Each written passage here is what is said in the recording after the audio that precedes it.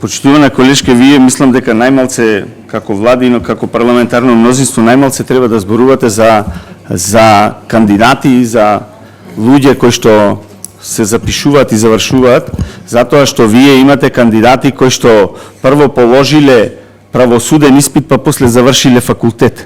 Така да околу кандидатите, ако сакате да зборуваме, можеме да отвориме дебата и да кажеме какви вие кандидати имате запишани на таа академија за суди и јавни обвинители. Јас мислам дека вие сте последни што треба да зборувате околу кандидатите кои што се запишуваат и како се запишуваат и како стигнале на таа академија за суди и јавни обвинители, а се запишат, а немале завршено факултет, прво правосуден положиле.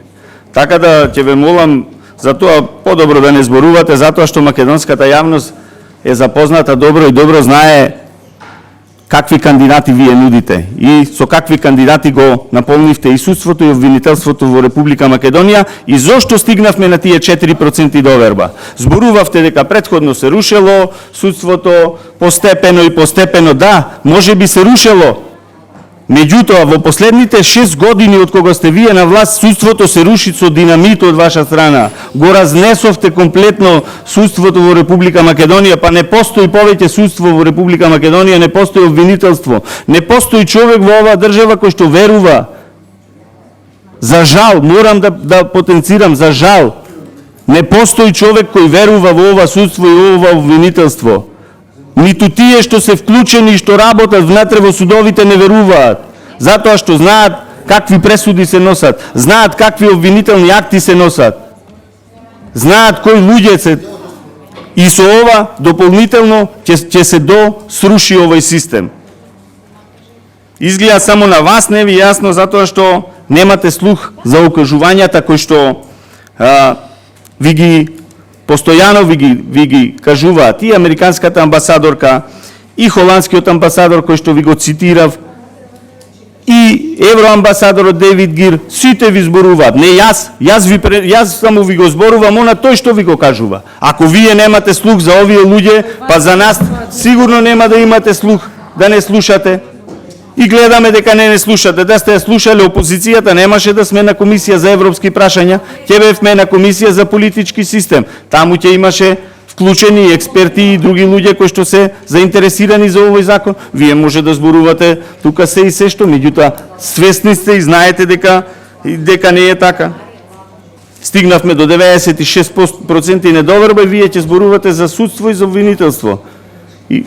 Ако мислевте да го подобрите, ќе го подобрите и законот и начинот на кој што треба да се избираат кандидатите, а не да избирате кандидати кои што ги прескокнуваат постапките. За сите важат, за некои не важат, изгледа во државата.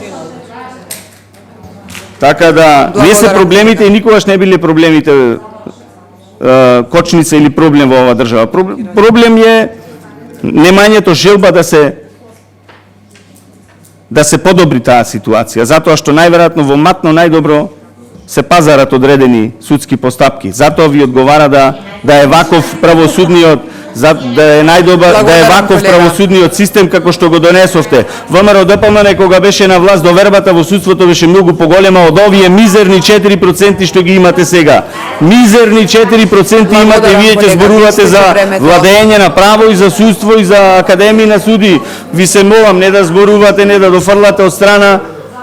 Го срушивте комплетно судството, го доведовте на 4%, сами знаете дека е така. И за корупцијата ни владее во држава најповеќе од кога постои оваа држава. Така да не вративте во времето и сакате да не вратите во времето на 96-та година кога ги избиравте судиите долу во пленарната сала, таму ги избиравте судиите, вие сакате да не вратите во тоа време, затоа што најдобро така владеете, ќе поставите ваши судии и после ќе ги осудите на македонскиот народ за нешто што не сторил.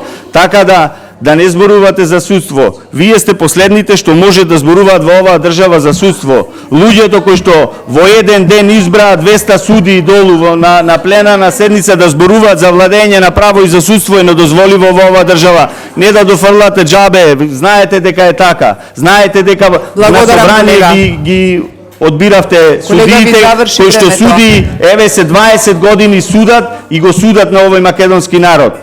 Но овој македонски народ ќе ви пресуди и вас на следните парламентарни избори, кога ќе доживеете дебакал и затоа се плашите од избори и бегате од избори и не сакате да се соочите со народот, но нема бегање, колешке, од народот. Ќе Благодарам, дојде народот колега. по своето и ќе ви испорача фактурата. Ви благодарам.